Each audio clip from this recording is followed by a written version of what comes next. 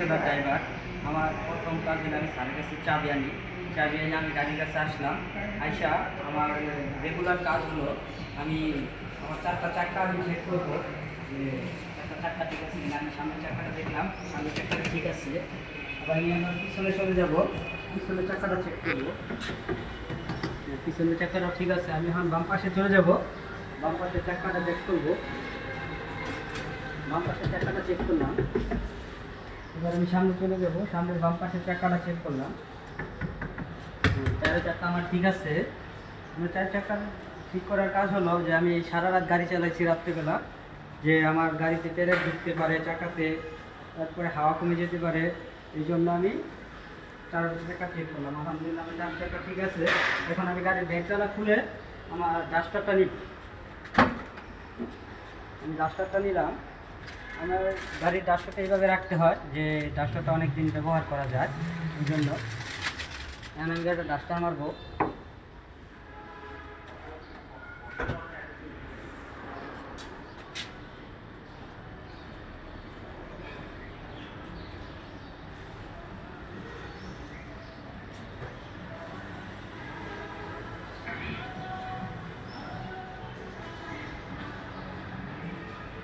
আমার গাড়ি ডাস্টার মারা শেষ হলো, কারণ আমি এবার ডাস্টারটা পিছনে রেখে দেবো।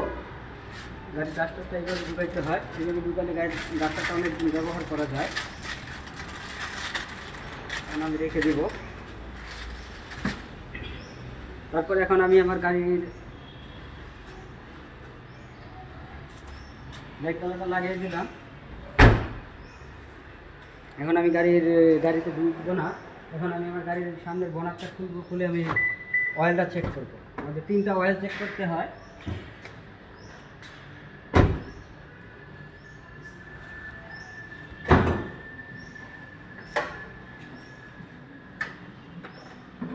এখন আমার গাড়ির মোবিল চেক করবো, মোবিল অয়েল চেক করবো।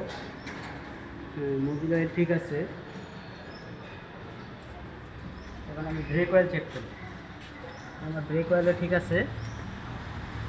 কারণ আমার গাড়িতে তো পাওয়ার অয়েল নেই, আমার স্টারিং পাওয়ার, এই জন্য আমি পাওয়ার অয়েলটা চেক করতে না। কিন্তু একজন ড্রাইভারের প্রতিদিন পাওয়ার অয়েল চেক করা উচিত। এখন আমি রেগুলেটর চেক করব, পানি ঠিক আছে কি না। হ্যাঁ ঠিক আছে, আলহামদুলিল্লাহ আমার সবই ঠিক আছে। এখন আমি বোনারটা লাগিয়ে দিব। গাড়িটা স্টার্ট করব, স্টার্ট করে আমি 5 মিনিট রেখে দেব। রেখে দিয়ে আমি অ্যাক্সিলারেটর দিব না, আর দিয়ে 5 মিনিট রেখে দেব। রেখে তারপরে আমি গাড়ি অ্যাক্সিলারেটর দিয়ে বন্ধ করে দেব। আলহামদুলিল্লাহ।